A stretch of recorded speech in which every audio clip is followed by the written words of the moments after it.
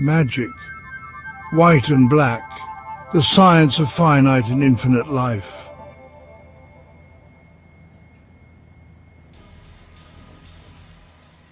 Chapter 6. Illusion. Reason dissipates the illusions and visionary interpretations of things in which the imagination runs riot. Dr. Caird.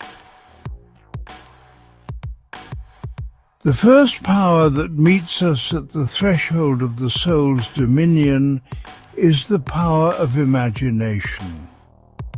It is the plastic and creative power of the mind. Man is conscious of being able to receive ideas and to put them into forms. He lives not entirely in the objective world, but possesses an interior world of his own. It is in his power to be the sole autocrat in that world, the master of its creations and lord over all it contains. He may govern there by the supreme power of his will. And if ideas intrude, which have no legitimate right to exist in it, it is in his power either to drive them away or suffer them to remain and to grow. His reason is the supreme ruler in that world. Its ministers are the emotions. If man's reason, misled by the treacherous advice of the emotions, suffers evil ideas to grow, they may become powerful and dethrone reason unless it employs the will to suppress them. This interior world, like the outer world, is a world of its own.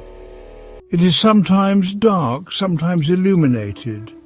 Its space and the things it contains are as real to its inhabitants as the physical world is real to the physical senses. Its horizon may be either narrow or expanded, limited in some and without limits in others.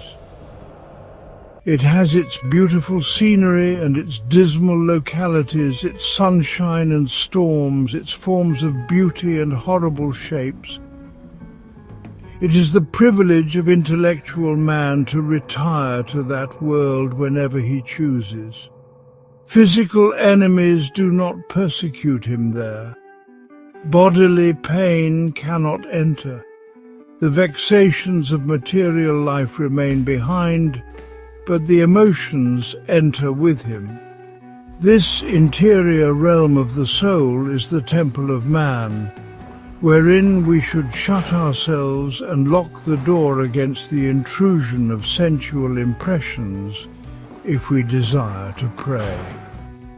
On the entrance of that temple are the dwellers of the threshold, our desires and passions, which are our own creations and which must be conquered before we can enter. Within that temple exists a world as big and as illimitable as the external unbounded universe, the forms of which we see with our physical eyes. This inner world is filled with the products of man's own creation, some of them inactive, but others have become active and living entities which may assume dominion and, by growing into power, dethrone the real king, reason. In this inner realm, each man is, or ought to be, the God whose spirit floats over the waters of the deep, and whose fiat calls into existence only that which is useful and good. The more this inner individual God will be in harmony with the God of the universe, the more will the two become one, and the greater will be the perfection of the inner world over the happiness of the individual. Only when man has found himself in that inner world will he begin a life which must necessarily be immortal because it is free from change, and having become his own master, he can belong to nobody but himself, not to his lower, but to his highest self, which is one with the eternal Christ or the Mahatma of the universe. In that interior world is the battleground of the gods. There the gods of love and hate, the demons of lust and pride and anger, the devils of malice, cruelty and revenge, vanity, envy and jealousy, may hold high carnival. They may stir up the emotions, and unless subdued by reason, they may grow strong enough to dethrone it.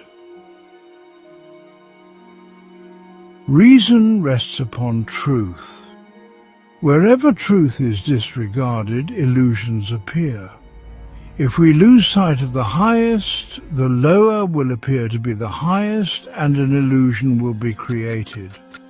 1 is the number of truth. 6 is the number of illusion. Because the 6 have no existence without the 7th, they are the visible products of the 1, manifesting itself as 6 around an invisible center.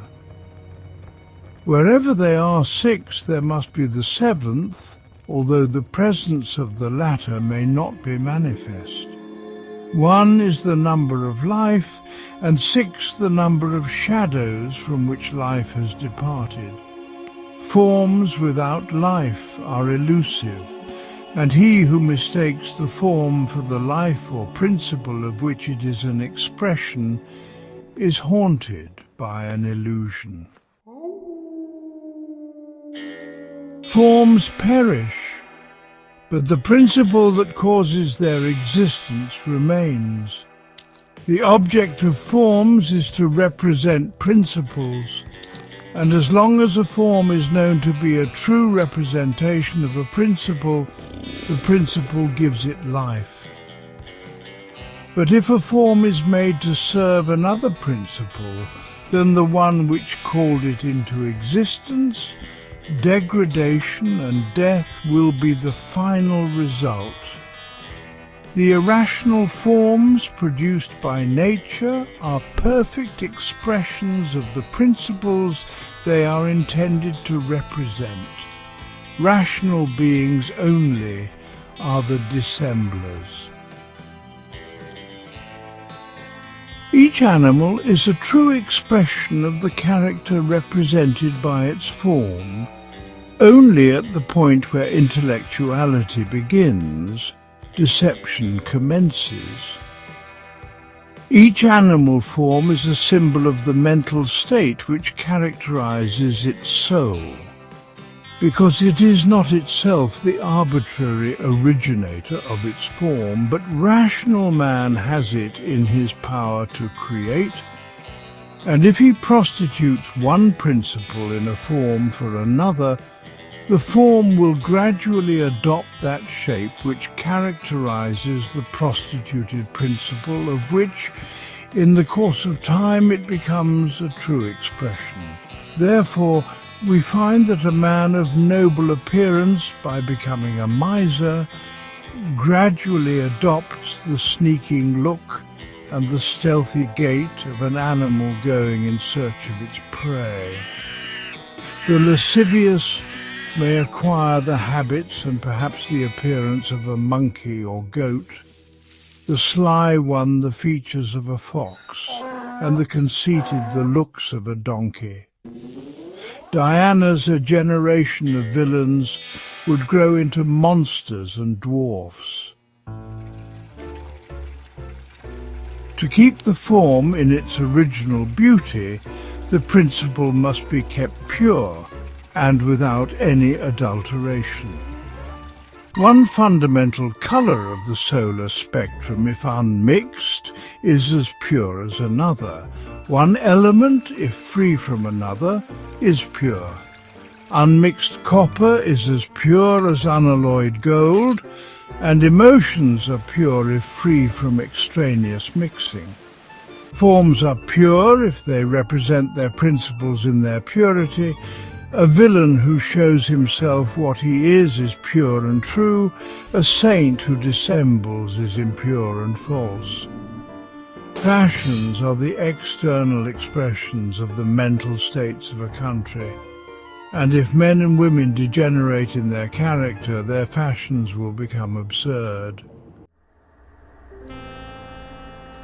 The want of power to discriminate between the true and the elusive, between the form and the principle, and the consequent error of apprehending the low for the high is the cause of suffering. Man's material interests are frequently considered to be of supreme importance, and the interests of the highest elements in his constitution are forgotten.